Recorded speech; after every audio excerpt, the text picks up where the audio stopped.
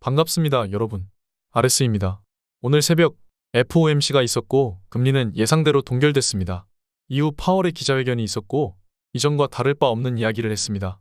여전히 긴축 유지할 것이고 완화적인 스탠스는 없다라고 못을 다시 한번 박았죠. 그러나 금리 인상에 대해서는 다시 되물을 정도로 비둘기적으로 변했다는 시장의 판단입니다. 나스닥은 1.6% 크게 상승했습니다. TQ는 5% 이상 상승했고 SOXL은 7% 크게 폭등했습니다. 우리의 TQ 매수는 30.8불이었죠. 이번 매수는 개인적으로도 만족하고 있습니다. 테슬라는 2% 이상 상승했고 테슬라 레버리지의 경우 3.6% 상승했습니다. 테슬라 레버리지는 10.8불에 마지막으로 매수했죠. 지금은 전부 수익 중입니다. 어제 FOMC는 99% 확률로 동결이었고 예상대로 되었습니다. 파월의 발언이 중요한데 현재 장기 국채금리도 신경을 쓰고 있다고 이야기했습니다. 그러나 기존 입장대로 인플레 목표치와 금리 인상은 안 끝났다고 발언했죠.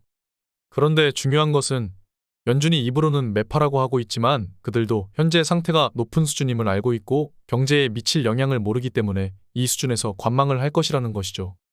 다시 주식시장이 오르게 된 계기는 기자의 질문에 대한 답변 때문이었습니다.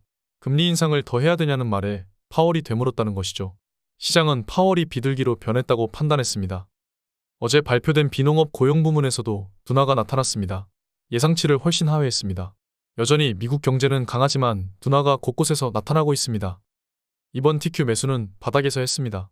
30.86불에 매수했습니다. 과도하게 하락했다고 생각했고 TQ의 앞자리가 30인 경우가 잘 없기 때문에 모든 지표들과 차트, 기타 인덱스들을 보고 매수를 진행했습니다. 매수하자마자 멤버십에 공지를 올렸습니다. 그 이후 귀신같이 상승했죠. 테슬라는 195불일 때 LOC 매수가 아니라 직접 매수로 대응했습니다. 테슬라도 195불 정도가 바닥이었죠. 테슬라는 30일에 매수했습니다. 단기적으로 굉장히 많이 빠졌다고 보고 있었습니다. TQ나 테슬라, SOXL, 테슬라 레버리지의 경우도 전부 매수할 수 있는 근거는 똑같습니다. 그 중에 더 많이 하락한 경우 그 주식을 매수한 것입니다. 나스닥이 가장 많이 빠졌을 때 TQ를 매수했고 테슬라가 과도하게 빠졌다고 판단되면 테슬라 레버리지를 매수했죠. 저는 거기에 추가로 강력한 인간 지표를 볼 수가 있습니다. 사람들이 댓글을 안 좋게 부정적으로 쓰는 시기가 극에 달하면 그때가 저점이죠. 사람들은 사면 안 되는 이유를 나열하기 시작합니다. 그때가 매수 적기입니다. 저는 모든 매수 타이밍을 멤버십 카톡방에서 실시간으로 전달합니다. 그리고 이후에 유튜브에서 모든 내역을 공개합니다. 매수를 걸어놓았으나 실패한 내역도 전부 기록하고 있죠. 보면 매달 계속 분할로 매수를 한다는 것을 보여줍니다. 저는 좋은 지점에서만 매수를 합니다.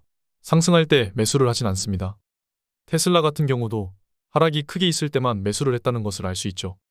이러한 지점들에서만 매수합니다. 결국 평균을 이어보면 굉장히 크게 하락한 지점들에서 매수를 했다는 것을 알 수 있습니다. 계좌가 당장 플러스이고 마이너스인지는 중요하지 않습니다. 하루 이틀 할 것이 아니기 때문이죠.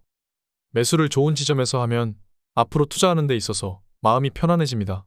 만약 저는 더 하락한다고 하더라도 지금의 매수를 후회하진 않을 것입니다. 이제는 11월입니다. 보통 상승하고 12월도 산타랠리가 있죠. 그동안 랠리를 위한 충분한 하락이 동반되었다고 생각합니다. 이제 랠리 쪽으로 분위기가 많이 기울 것 같다고 보고 있습니다. 앞으로도 저와 함께 잘 매수해보시죠. 지금까지 좋은 지점에서만 매수를 해왔습니다. 결국 이렇게 긴 하락도 지나고 보면 별것 아닌 것입니다. 투자에 확신을 실어드리겠습니다.